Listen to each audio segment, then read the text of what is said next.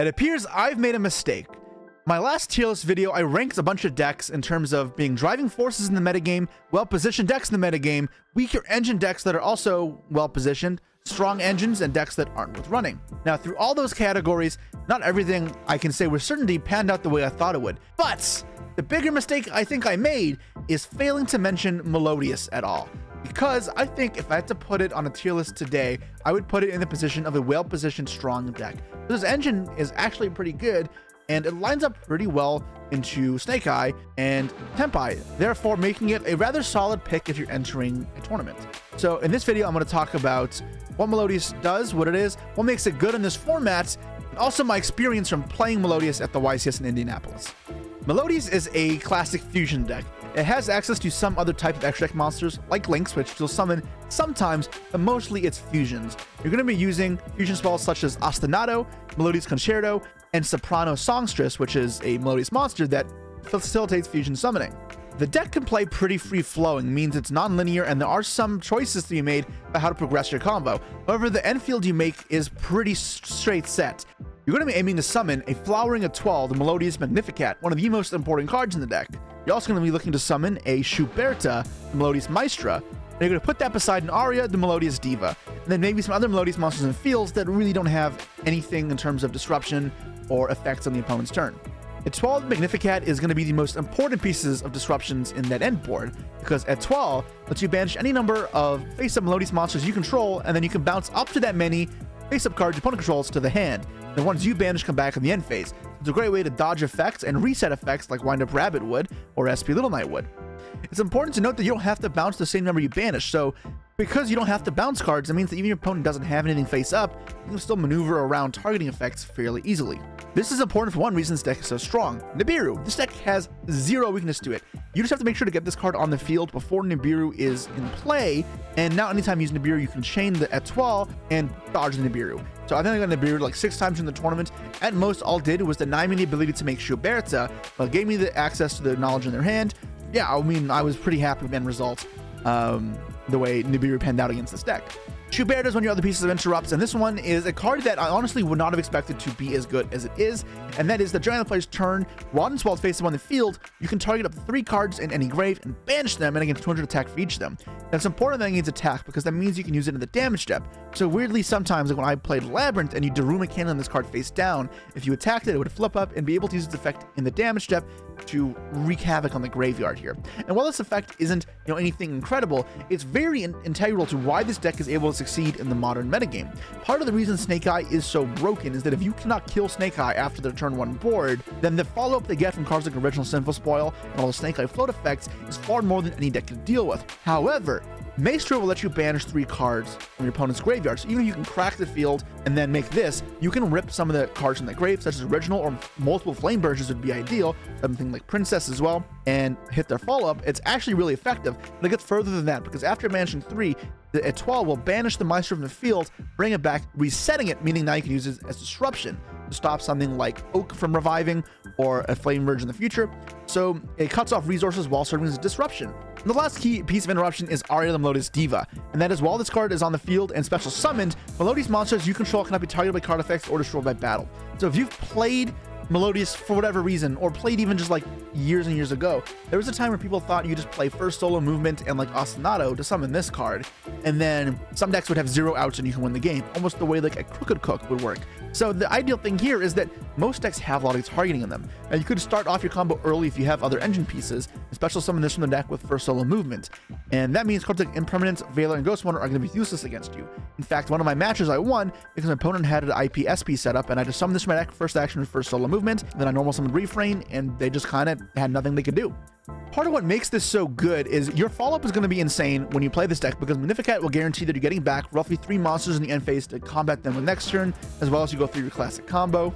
But then also, they can't really force Magnificat early. They can't go like SP target Magnificat or Unicorn target Magnificat or really Flamebird target Magnificat, because those cards would force out your disruption and then they'd be able to kill you afterwards. Because nothing does it, they have to make a link for like Zelantis or Access Code to really pressure your field. At that point, the bounce from Magnificat can be good, and actually impactful. Because otherwise, if you just had to bounce the first card they summoned because it got the Flame Burge, it'd be way easier to push through this type of field. And the way those 3 cards all pair together means this deck is really good follow-up, really hard to force out, and really good at surviving to the next turn, as well as disrupting your opponent's long game. Now, my thing with why I would have not have thought this deck would be that good is when you compare that field up against Snake Eye, yes, it's not very powerful, right? You have some cool protection that is weak to some sort of card effects like Destruction. You have a cool Banish effect that, even though Banish is 3 is only once per turn, and then you have a Bounce effect. And while these are strong, if that's all your deck does, it's not anything incredible for as far as a combo deck goes. When you're analyzing this, it really just happens to be that these type of interrupts and the whole way it pans out just pairs really well into a deck like Snake Eye, which has that vulnerable graveyard. As long as you can manage multiple, it is rather exposed. It also all targets stuff, and that leaves Melodious as somewhat comprehensible and field. So all those 3 end pieces weren't cards I've discussed on the channel really as far as Melodious monsters go, but there are 4 cards from LED that I have discussed on the channel previously, so I'm going to skim over them a little bit more, and that is our Melodious Baja, our Refrain Melodious, our Culprit Melodious, and our Melodious Concerto, all cards that are integral to using this deck as an engine, which is what I had originally envisioned when I thought about this deck and its place in the metagame. Refrain is our classic normal summon here. It is a 1-card combo because when it's summoned, you can add any Melodious from deck to hand. It also has the effect that whenever you fusion summon and it's your extra deck, because it's a pendulum, it'll place itself into scale. And once while it's in the scale, you can target a fusion you control and dump a Melodious from deck to grave. This is important for getting access to cards like Aria, because we want to make sure that card is on our end board. And oftentimes we'll be searching Couplet. Couplet is a card that is crazy in this deck, even more so than a Melodious engine deck. Because whenever it's added to hand, you can reveal it, a special summon, and level 4 lower Melodious from your hand to graveyard, so immediately it generates some extra advantage. And then when it's in the scale, once per turn, you can add a Melodious spell trap from deck to hand, so Concerto. Unfortunately, first solo movement and Ostinato, 2 power cards, are not searchable. Concerto here is probably one of the weaker cards in the deck, but is integral to kind of stringing the whole thing together, and that is you can fusion summon using cards in your pen scale, field, or hands, and then when a fusion monster goes to the grave and it's in the grave, put itself back to the bottom and draw a card. Draw hand traps, which this deck can play quite a bit of, and that is another talking point to why this deck is good. And that card will usually summon Baja. So Baja is just insane. When it's summoned, you can special summon any Melodious from your deck, and then also, when it's sent to the graveyard, special summons any Melodious from your grave. So this will sum out a bunch of Melodiouses, and as a BA player, this is like Graph and Seer together, which is nice. All this will generate a ton of advantage and access a couple other Melodious monsters that aren't really played in the engines, such as Soprano, which when summoned once per turn adds back Melodious from graveyard to your hand, and then can fuse as many times as you want, but once per copy. So this will get you going to all your fusions after you use your Concerto, which is otherwise once per turn. Get you Shapina, which once while it's on the field adds back a Life Fairy from the grave. So you can see resource flow is getting there. What's important to know here is Baja being the main card of the deck means as long as you get to Baja, you special summon from the deck and from the grave, it's really hard to interrupt that card. Because let's think about it. If we're trying to hand trap something, if you Veiler it, it's still going to have the floating effect from the grave, meaning it's going to get that +1 no matter what. It's going to trade up really well for card advantage.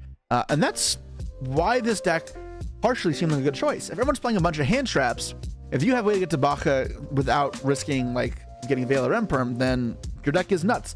So while you do have 1-card combo like Refrain, that's actually one of the weaker ways to play your deck, because you summon it, you're weak to Imperm Veiler the same way you would be if you're playing Snake Eye. And that's not what we're trying to do as we're playing the deck. The stronger combinations were like even just Couplet Search, which is only weak to like Ogre and Ash, which are like not even that good on that position, and then just fuse, make Baja, and then it's incredibly hard to beat them, right? Because with that hand trap there, you can make a Bloom Harmonist, which you can chain block with Baja, and then they need like 2 more hand traps to stop you. And once you get to that position, it's really, really hard for your opponent to play.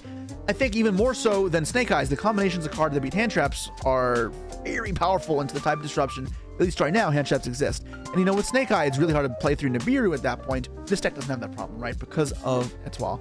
Now, there are some weird combinations where if you can't get to Aria yet, Nibiru plus Veiler could be a little rough, but Etoile has one other effect I didn't mention, that when it goes to grave, it will get 1 more from the deck or extra deck special summoned, and that gives you something at least, so you can kind of push through a little bit. Okay, so we've established why this deck might be well positioned. It can play through hand traps pretty effectively a solid amount of the time, as well as its end field seems to be rather favorably positioned into decks like Snake Eye. Now, another reason this deck is so strong is its 2 spell cards. Ostinato, which we've seen in the Melodious engine at first solo movement. Now, first solo movement isn't a card you've played in other decks because it locks you into Melodious the turn you play it, but special summoning 1 from the deck is fantastic because it either gets you to Refrain, or gets you to Soprano to fuse, or gets you to Aria to stop targeting, which is another way of playing through hand traps. It's just so powerful that it's kind of mental that you have 6 power spells like this, And again, these aren't weak to Valor and Primordial the same way that, you know, a classic normal summon starter like Witch or Ash is. As the format is progressing and Melodious is a little bit more on people's radar, Bell is growing in popularity, and Bell can stop Ostinato, even though it doesn't involve immediately fusing from graveyard or whatever. It's because during the end phase, Ostinato will then revive the fusion materials if the fusion it summoned was still in the field. That means that's all part of one effect. It can be belled, and then it's kind of a hard counter. Now, Ostinato is kind of crazy in the fact that it's not once per turn, so if you Ash or Bell it and have a second copy, it just, bam, there's another one. It's really frustrating when that happens because Ostinato is the best card in the deck, and when that resolves, the game should be over pretty much on the spot. Okay, so we've established how well it plays around hand traps, we've established how strong its end field is into Snake Eyes, and we've established the power of its spells it has. But there's one other reason to play this deck, and that is your high amount of hand traps. You can see here a sample deck list that I played during the YCS, or the one that Herman Hansen played, which was very similar, mine was based off his. And you can play a lot of non-engine in your deck. You can play like 14 to 18 pretty comfortably to, you know, either push through your plays or to make sure that your opponent doesn't get to play, which, you know, is an absolutely vital part of this format. If you've been playing competitive Yu-Gi-Oh, you know, hand traps are the name of the game versus Snake Eye, and that's not going to change at least till a balanced happens, likely. Now, one unfortunate thing is because both of your power spells require you to control the monsters, it means Nibiru is not a good asset to this deck. However, in return for Nibiru, you get a card that is probably better, and that's Herald of Orange Light. It's not going to be dead as often as Nibiru in grind games, and can be used offensively as well as defensively. Orange Light, if you're not familiar, is you can discard it alongside another fairy monster to negate and destroy the activated effect of any monster. This card is insane, and pretty much if your deck can play this card, you should. That being said, you need to play a lot of fairies in your deck, and Melodious is exactly that. So yeah, this deck does exactly what we want it to do, where it can play through hand traps well, you can play a large number of hand traps, has some very powerful single spells, and also pairs decently into Snake Eyes. As far as other matchups go, it does have a solid spread. Versus Tenpai as well, it's pretty good because it's hard for your opponent to force out your cards. To go for something like Black Rose to try and nuke the field, it's not even a big deal because Etoile can just float. It's really hard for your opponent to get across line in terms of killing you, especially because you guys can't be killed by battle or targeted. Now, that being said, the deck isn't flawless. And my experience playing it, obviously I did on top, and I was close. I started off 6-0 and then bubbled out at 8-3. I think a large part of that is because the deck isn't as consistent as it may seem. While you have a lot of great one-card starters like Refrain for solo movement and Ostinato, it's really only 9 one-card starters. The rest involve multi-card combos. So that means, like Snake Eyes, there will be a fair number of hands where sometimes you can pass to one hand traps. The same way Unchained may have been good against hand traps. If your only play was Tour Guide and got Valor, you still lost to one hand trap. It does happen a little more often than I'd like, and that was a lot of my last few rounds of the tournament where my hands just weren't that great and I kept seeing awkward combinations that would get me down.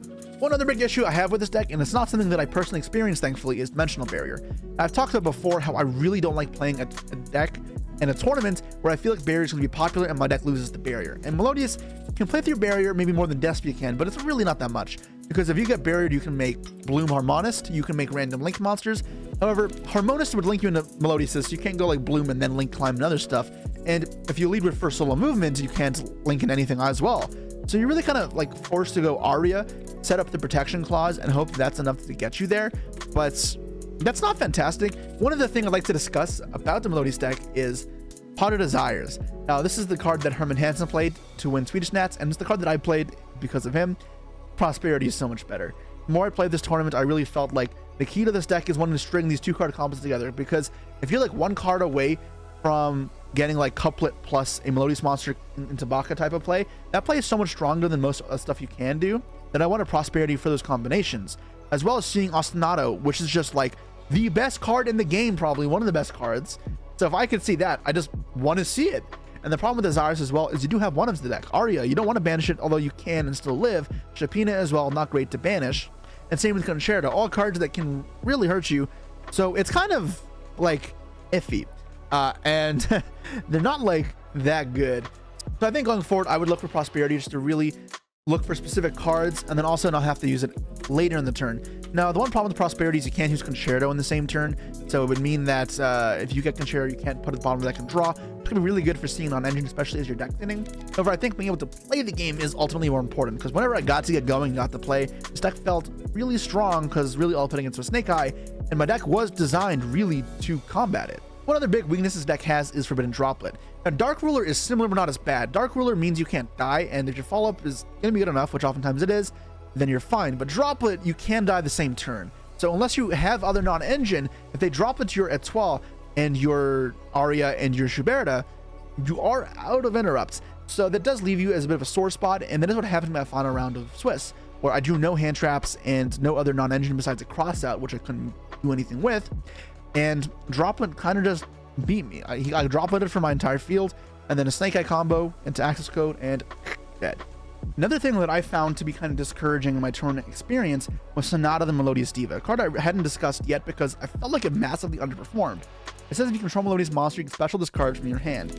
And the point of this is that you can link summon into the Bloom Harmonist, special summon from deck. That's great because special from deck is obviously broken, but Bloom itself is rather vulnerable to hand traps. It's not that easy to chain block without Baka, so getting Ashed or Veilored Imperm is pretty easy, Mortar as well. But also, it's one of the cards in the deck that's weak to Ghost Ogre, because it has to summon to the zones it points to. And that means that it's one of the worst ways to play through hand traps. The only other time Sonata is really good is when you already have a Soprano in field, because then you can fuse using the fields to make Baka. And that's when Sonata felt fine. My biggest problem with Sonata otherwise just felt like an extender, but a low quality one because it doesn't do anything else. It just summons itself and that's it. In a deck where the only real value to summoning a monster to the field is to make the Link monster, which is otherwise not good value, into hand traps. Not the biggest fan of that. So that should be a pretty in-depth breakdown of what Melodious does, why it was good, some of its weaknesses, and how my tournament experience went. And if you pit it against Snake Eye is still the best deck in the meta.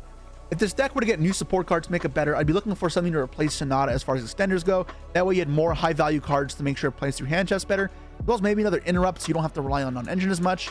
Although maybe then it'd become too powerful and I don't want to promote toxic decks either. Because otherwise, this deck isn't toxic and I think it's a rather cool card to have in the metagame. But by the time the WSQ season happens, we will have new sets out. Battle of Legends Terminal Revenge will be out for the first few WCQs, and for Europe and North America, we're also going to have to deal with Infinite Forbidden. So I'm not sure that after all those also come out, this will still keep up as a meta contender. Before the WCQ, I would probably try and make a new tier list that's more fits towards the metagame that happens then, and who knows if there's a ban list as well by then. But this deck will definitely be on my radar, and I'll make sure to include it as I think about what decks will be the best positioned to qualify us for the World Championship.